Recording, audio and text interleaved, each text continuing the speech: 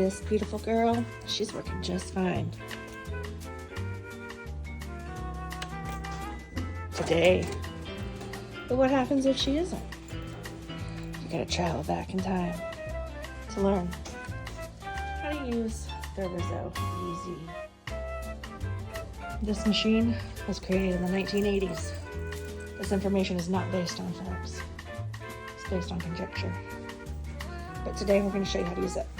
So make sure the button is turned on. And there she goes. I'm going to make 200 copies.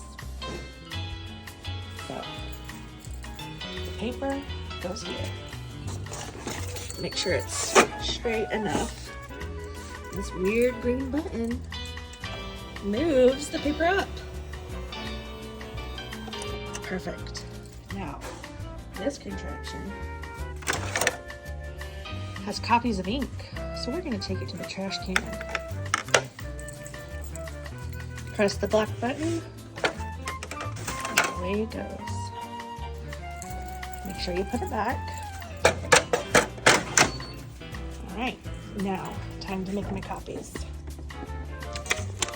Take off anything if it's there.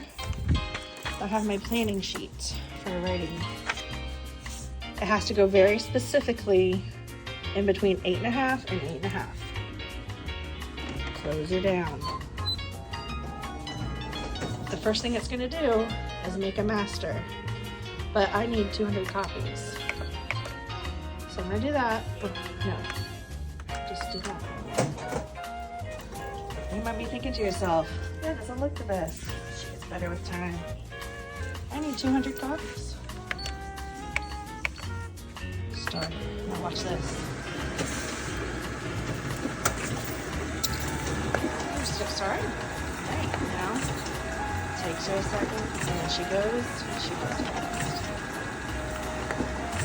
Come on, Rizzo. Now we're talking.